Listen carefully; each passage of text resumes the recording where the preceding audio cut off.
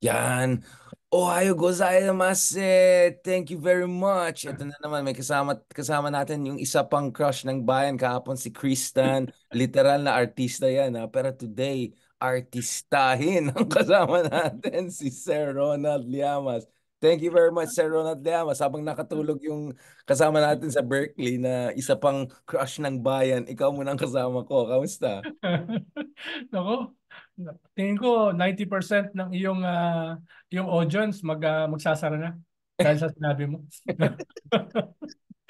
Napakasinungaling ng host. Yung Uy, big R pa naman. sinabi ko nung kahapon kasi patapos na kami kay Kristan. Sabi ko, tomorrow naman, abangan nyo, mas artistahin pa na challenge si Kristan. Sino kaya yun? Sabi ko, Ronald Aldens Richard. Yan. Sabi na, okay yan, okay yan. May fan base na pala yung duo natin eh. Yun lang, yung ibang fan natin, nakiki-photobomber pa sa picture natin. Kasama mo nun, yung nakadilaw. Di ka UK. Di ka UK Ah, siya. hindi. Oo. Kamusta? Nakipagdebate pa sa akin dahil sabi niya, Kwan, matatalo daw ang Labor sa Ako? next election. Ako? Magsusurvive daw yung Conservative. Base saan yung ano niya, Madam Auring? Ah? Madam Auring ba? Ano? Oo, may binabanggit siyang kasaysayan ng Conservative eh. Ayan na naman tayo. Di ko na dinebate dahil fan base eh. No? Ano ba siya? Conservative ba yung bata? Nakadilaw naman. Oh, matangkad, di ba? Di ka UK, may accent eh. Oh, pero mabait na bata. Habang nag-interview ko, nag-raise siya ng, Oo nga pala. Sir, can I say something? Wait, I'm doing an interview here, sabi ko. Ang galing-galing mo sa ako na, sa BBC ah. Ah, Wala naman video. oo. Wala naman video. Kung alam ko, audio lang, di naka-t-shirt na lang sana. Ini-embargo nila, ilalabas nila later. Hindi, wala talaga daw video. May weirdahan ako ron, yung naka-embargo tapos ilalabas later. Ewan ko, Ba't hindi pero pa lumabas na nila? yung audio niya. Kaya Chinese nga eh. Nagpa three-piece suit pa naman ako na ano. Yan, di ba? Tapos ganun. Pero Ah, sorry guys, hindi ito arte lang. Talagang malamig dito ngayon sa Japan. oo. Hindi ko alam Dapat nangyari. bino-broadcast lang natin dito yung paglabas mo sa BBC. Ayan No? na Para naman. Thank you. manood sila, no? Mm. Para sa bayan. Dami nga natin mga ka-method dun mga Karen Argents. Maraming salamat dyan. Ito, Sir Ronald, habang medyo namatay tayo sa lamig dito, pag-usapan natin yung mainit na politika sa Pilipinas. So, magsimula tayo habang gigising pa si Lisandro Claudio. Ito, sir. Ang daming coup na pinag-usapan ngayon, no? But one of the coups is Senate coup. Ano tong Senate coup? Anong drama nangyari? Before transition tayo dun kay Dito Robert yung wala. Liza. Please go Hindi ahead. hindi ito yung threat ng Cooley Digong ha. Kaya nga sabi ko, na binak among many others. nag-backtrack na siya. Oo. Well, last week lumabas na 'yan. General na Marites na merong something is happening in the Senate. Mukhang may nagla-launch ng coup destabilization against the Senate President para palitan siya. After a few days, lumabas na Marites, may numbers, 9, no? 9 to 10 na senador daw ang kasama dun sa plot, no? Tapos last Monday, kinonfirm ni Senator Amy, no? Kinonfirm niya na meron talagang attempt na baguhin yung leadership, specifically yung Senate President, no? Sa Senate, no? At the day after, eto na, naglabas na si Senate President Subiri ng statement of support ng 14 senators, no? Medyo ang nakakatawa lang doon, mismo yung sinusuportahan, pumirma. yung, yung Senate Press, parang kanya na Big R. Halimbawa, may petition para na i-claim na ikaw ay chick boy, no? Tapos may pipirma diyan. Tapos ikaw mismo pipirma sa sarili mong petition. Parang Parang, ganoon yung dating eh. parang may Monty Python. Alam mo, panood mo yung Monty Python? Ewan ko talaga sa Pilipinas. Pero ito, bago natin pagtawanan ng mga kasyungan na naman dyan. Ano bang drama na ito? Dahil nainis sila kay Zubiri, dahil anti-chacha siya, dahil gusto nila si Jinggoy na mag-take over. Mukhang that has nothing to do with that. So, Paano what's going yung on? 10 at saka 14? Halo yun eh. May pro-chacha, may anti-chacha. Di ba yung mga pumirma dun sa statement of support. Kasama doon yung mga anti-Chacha like Risa, like Coco, di ba? So, hindi ganun yung division dito. Ang lumalabas sa YouTube, no, kung napanood mo, ay division of spoils, Ano, no? Boljak Division of views. spoils. Boljak na Oo. naman. May mga I'm binabla shocked. sa YouTube na yung ganito, Senate President nakakuha ng 60 billion, yung Majority Floor Leader nakakuha ng 30 billion, yung mga senador nakakuha ng 3 billion. So medyo may mga nagagalit na bakit maliit lang yung nakuha nila. Yung iba naman parang committee chairmanship. Meron silang gusto na hindi na ibigay, no? Hindi ko naman sinasabi na yun ang dahilan. Dahil pwede naman kasi na ang dahilan prinsipyo, no? Hindi pwede naman ang dahilan ay vision, no? No? Yan yung no? Ito naman ay kwan lang naman to, mga black prop, sabi nga ni Vice President Sara Duterte. Siya ay bina-black prop. Napanood mo ba 'yon? Ha? Wait, may, Ha? may vice Ah, president pa rin so, tayo. Okay, sige, oh, sige. so parang ganun yun no? Hindi ko sinasabi. Pero i-google nyo sa YouTube. Makikita nyo yung mga marites na ganun. Yung hatian, division of spoils. No? But Kaya, this has been the problem from day one, right? The whole Vic Rodriguez purge and all and drama. I think it really began dun sa division of cabinet, division of sub-cabinet, yung mga ibang tumulong sa kampanya ng unity, they felt they didn't get their fair share. 'Di ba? Parang we're seeing this recurrent problem, no? Na yung mga, alam mo naman, mga nagbe-breathe down the neck ni BBM, 'di ba? They don't get enough of the slice. So, ano daw, kulang siya ng operator, kulang siya ng strategy. I mean, what's going on there? well, yun yung matagal na nating sinasabi, di ba, Vicar? Walang mga strategies, walang mga operator, walang mga advisors, no? So, they have to rely on each other, And enforcers, no? They kasi have to rely. kailangan mo na enforcer Yeah. din. Oh. Oo, kailangan mo ng mga tipong big R, no? Yung tatakutin, yung mga ayaw sumunod, yung mga whip, no? Yan yung kailangan diyan, no? Ah, yan, no? Oh. Kaya basically, mga magkakamag-anak, 'di ba? They're feeling the vacuum, no? At saka yung executive secretary na hindi naman niya skill set 'yan. 'Di ba? Yun yung nangyayari, no? Kaya as of now, wala akong nakikitang gano'n eh. Nag-feel ng gano'ng klaseng political vacuum within Malacanang, within the government. Is Meron kang PLLO na Mhm. undersecretary, pero ang PLLO kasi maghahanap yan ng boss eh. Maghahanap yan ng kwan eh, ng strategies, no? Ganyan. Kaya tingin ko, part ng mga mistakes, part ng weaknesses ay yung kakulangan nito. Wala ka nang ruling party, wala ka nang ruling coalition, wala ka pang mga strategies, advisors, operators, and enforcers. No? Is this a kind of a result of the, parang imagine Digong is like a big volcano and there's the whole like na ash yung buong area, 'di ba? May ganun ang dating eh. Position nag-wither away, the whole Digong napakasabog.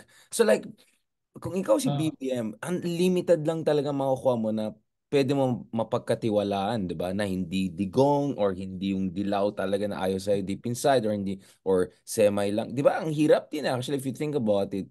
He has a very difficult position, no? yes, dahil marami naman sa kanilang mga loyalists ay either matanda na or patay na or wala namang wherewithal para gawin yung pangangailangan. Halimbawa, natitira na lang Or yata or si or Gadon. Si Gadon na lang Enrile yata. 100 years old centenary. Oo. At siyempre si Enrile ay kasama sa nagpabagsak ng kanyang tatay. 'Di ba? He's not really a loyalist, no? Pero siya yung merong political wherewithal to do these things, no? 'Di ba? Alam niya yan eh, been there, done that, no? Survivor, no? Kinakatakutan, 'di ba? Oh. And then did it again. No, again Oh, and 'di again. ba? Para siyang si Probowo eh.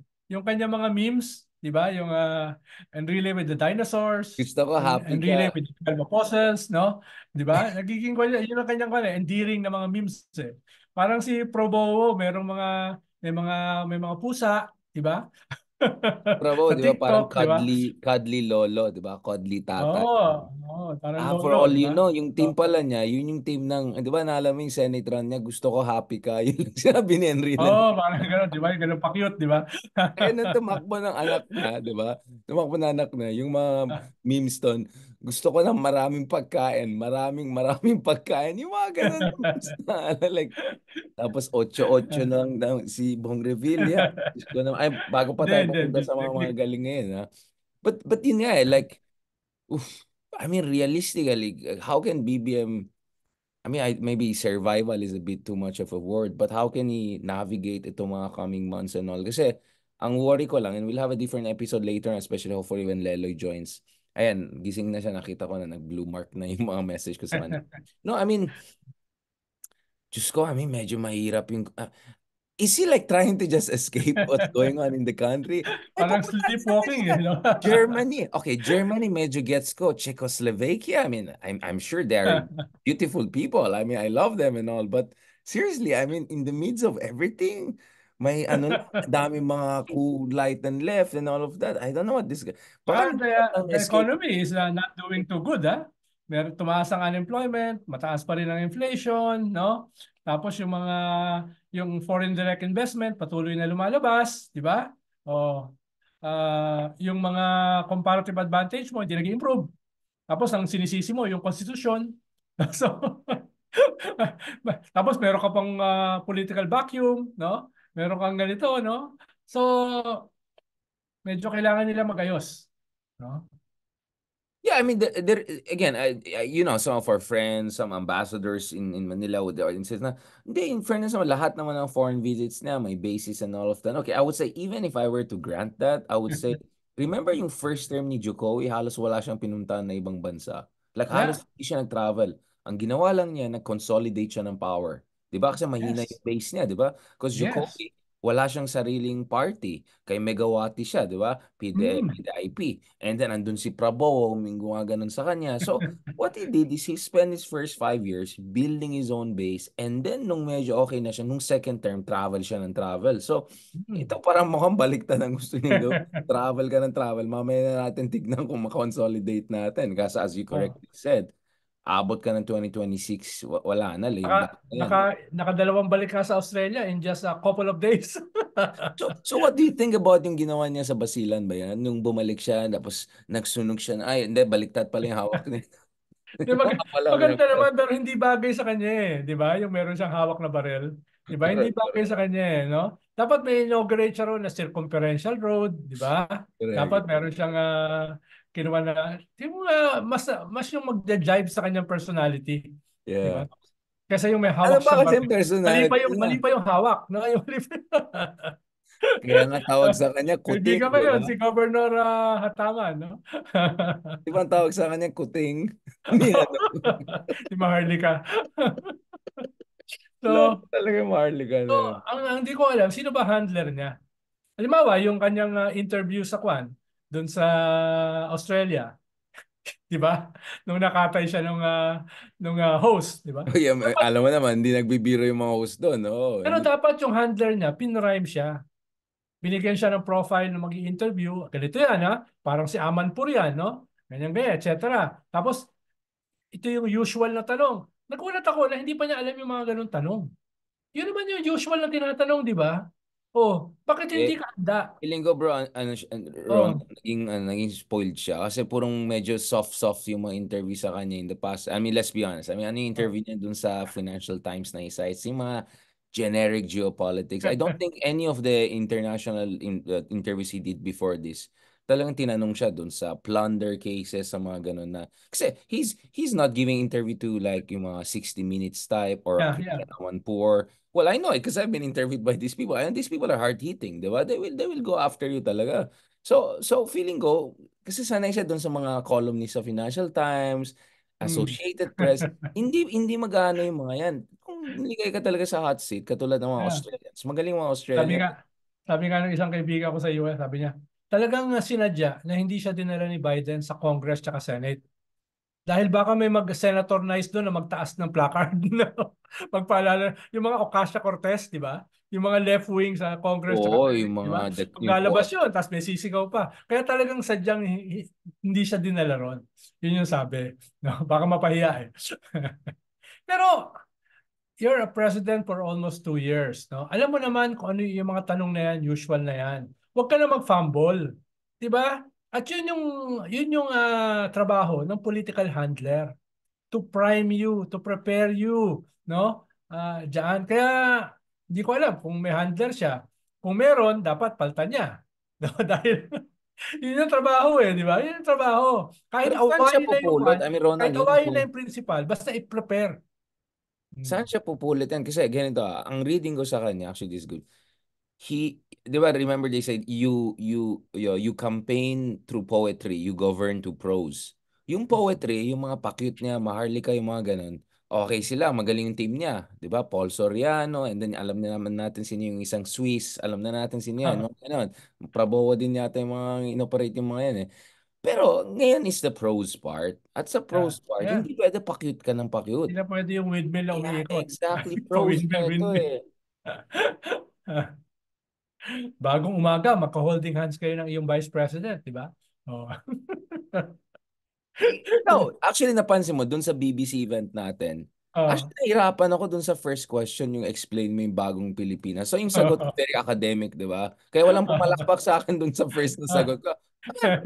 Gusto niyang palakpak, bibigyan ko kayo naman ng Oo, palakpak. kaya Bumawi ako, nakita mo ah. Oo, Nakita mo, you saw what I oo. did there, di Kailangan ba? dyan may hint of humor, may hint of Ah, sarcasm, di correct. ba? Tapos Pero very crisp at saka sharp ang mga sagot mo. Ang ayaw ko lang doon sa BBC, walang kaunti man lang debate.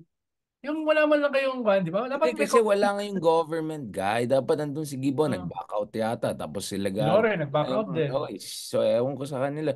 Ay, gusto ko naman Tapos debate hindi mo ng kilala konti. yung neoliberal na kwan mo doon eh, na kaibigan mo eh. Si Catineo. Uy, mabait yan. Nakikinig sa atin yan. Huwag kang ganyan. Sir Galang. Uy, magalang yun. Ah. Mabait Neoliberal yun. na neoliberal eh. Alam mo naman kami ni Walden, no mercy kami sa mga neolib. Kailangan naman ng business perspective and all of that. On. Pero, hindi, ito. Yun nga, ang point ko is, like bagong Pilipinas, anong gagawin mo doon? Like, anong sagot mo? Ako, feeling ko ang ganda ng sagot ko sa walang laman na issue. Like, ang galing ko talaga, ano? Like, ang dami kong sinabi nung Oh, pinakinggan kaya, ko. kaya Magaling nga ka kita talaga, tinetext eh. Richard. Play the audience, play the crowd, di ba? Hindi ko nga pinili yung first, very professional ako sumagot. Oh, seryoso yung sagot mo Economics. yung una eh. Oh, seryoso ako, tapos walang pumalakpak. Sabi ko, hindi pwede yan. Kaya nung huli, Oh, ano na, I went for gold na talaga. oh. Hindi, Sabi ko, hindi, tsaka sanay ka na dyan eh. Alam mo naman yung profile. Lalo na yan, mga bata. Mga pa yan, oo. mga Generation Z, may kaunting millennials, no? Kaya alam mo na yung kultura niyan, alam mo yung mga gusto niya marinig, no? Pero syempre gusto ko marinig din ni BBM na fair ako sa kanya. So sabi ko, is maganda naman yung foreign policy and all of that. Yun nga eh, like, anyway, Eh. Eh. no, but Ronald, saan siya pupulot? Yun ang problema ko. Saan siya kukuha sa Cambridge Analytica? Saan siya kukuha ng Dami operator? dyan. Kung meron kang resources, no? No? Or Na sabi nga sa Field of Dreams, build it and they will come. they will No? come. Oh, But they will build what? come. Like, Yan lang big R eh. Yung big R, oh, kahit advice lang, di ba? Oh, tapos bigyan mo na lang ako ng konting kwan dyan, wine. Okay na ako sa wine. uy, yung sake mo on the way. Dadagdagan ko na ngayon. Double natin. Yan. Bigyan Paborito ko ng, yan. bigyan ng Oo. jacket yan. Bigyan ng, Papainitin ko yan. Papainitin ko yan sa akin na yan. Doon sa- etong leloy na to, nagkakape-kape pa daw. Ayan, oh. Ito. Pinapanood na tayo. Oo. Tinitingnan na. Feeling ko, Tinitingnan nakaganon na sa siya. sisingit, no? Gumaganon na siya Sabi ngayon. niya, ano bang pinag-uusapan nitong dalawang ito? Okay na to. I think talagang Yeah. wala tayong masabi kay BBM kasi wala talaga tayong masabi, no? I mean, imagine Well, he naubusan has tayo. to scale up I soon. know, man. He has Naubusan to tayo ng scale up sabihin. quick, no? Kaya, Naubusan talaga akong sasabihin eh. Parang, sa dating ko talaga, ang dami kong sinabi na maganda sa walang kwentang issue. Pero yun talaga, yung nandun nga ako sa TV5, yung paborito mong TV station. Sabi ko, Mi gente. As a president, dapat meron kang mga handlers na nagpa-prime sa'yo, nagpe-prep. No, binibigyan ka ng briefing, sino ba 'tong magi-interview sa'yo? Ano bang mga usual na tanong? No, ganyan ganyan. Dapat may ganun eh. Tapos how do you answer questions na matagal nang tinatanong? 'Di ba? Donald, bakit tayo ganun? Libre na naman tayo nag-advise. Daming kumita dyan. Tayo lang Oo. hindi Hindi mo kumikita. naman kinakailangan masyado matalino, no? Malaking bahagi naman yan common sense eh, no? Ay nako, kung common sense lang. If only it was common, di ba? Yun ang problema natin sa panahon na yan. I always say, ganito before we go to the next episode, pag-usapan natin Risa versus Robin and the whole Kibuloy thing. Mabenta talagang Kibuloy issue eh. Hindi ko alam bakit eh. Talagang, Hindi, tignan mo sa Netflix, ang dami mga shows tungkol sa sekta, di ba? yeah, of course, Di yeah, ba? Ang yeah. dami shows sa sekta Hindi eh. gagawin talaga ng Netflix yan. Netflix, pang Hmm. Netflix tong series na to. I can see already I'm sure may mga nag-ano na yan. Nagpe-prepare Hindi na ako to. magugulat na magkakaroon si Kibuloy ng kwento, ng sekta. Yeah. Actually, debate namin yan eh. Sekta ba siya o relihiyon? Mm. Dahil hindi siya part ng isang relihiyon eh. Kaya hindi siya technically a sect. We discussed that kasi Robin Hood is using that as an excuse yung Yeah, separation of yeah, church yeah, and yeah. state. But Ah. before going there, grabe ka naman, iniwasan mo si BBM. Like every time si BBM, ay hindi, doon na tayo kay Kibuloy. Ayan tayo eh. Alam mo, malaki, ang sinasabi ko lang sa mga tao, tumatawa tayo ngayon, pero pag makabalik ang mga Duterte, yari tayong lahat. Atas tayong lahat. Dito na ako sa Ay, Japan. ha? Yari tayong lahat pag mamalik ang mga Be Duterte. careful what you wish for. I'm not nga wishing for it eh. Hindi, hindi. Bigyan mo naman ako ng kwan, ng profile ng Greenland. Doon ako magtatago. No. Uy, masarap yung salmon doon, pare. First time Oo. kong makalasa ng real salmon talaga na galing sa ano talagang Naka, dagat. Iba. nakatikim ka na ng preserved na shark. Ay, hindi ako Ako, nag ang sagwa na lasa. Ayoko ng mga ganun. Ang Ikaw sagwa na nakalimutan sa lasa. akin. Ayoko Munting ng ako mga, pasuka. oh, yak. Ayoko ng ganun. Ayoko ng ganun. Sige, sige. Bago natin. Okay. I'm sure next time, hopefully si BBM, pag-usapan natin like, French menu, yung mga Parang ganyan. hindi ka, ang problema kasi, hindi ka mag-enjoy na banatan si BBM eh, di ba? Alam mo ba, kay Arroyo, nag-enjoy ako eh, no? Dati, di ba? Kay Digong, nag-enjoy ka eh, di ba? Pero yun nga, bakit nga? Ang hirap ng posisyon natin. Parang, Dapat baka sabihin niya, nag-apply tayo sa kanya. parang eh, passive-aggressive. Sa tatay, mag-enjoy kang Yun nga banata, di eh. ba? Oo, si Ferdinand. Eh, ito parang passive-aggressive at worst eh, di ba? At best pala. Yeah, yun nga. Oh, si Lele daw, 15 minutes na lang. Ayan, Alam mo, yan. any other topic, kaya ko patagalan ng 2 oras. Ito kay BBM, di ko na kaya. Ito na talaga, ito na huli ko masabi. Good luck na lang sa kanya, good Sige, luck. sige. Good luck na lang sa atin Sige, lahat. sige. Sige. Thank you very much. Okay. Next episode, Okay. pag-usapan natin yung favorite sect mo, no? Tsaka Okay, sa Big favorite R. senators. Oh, Yes po, talk to you soon. palamig ka dyan.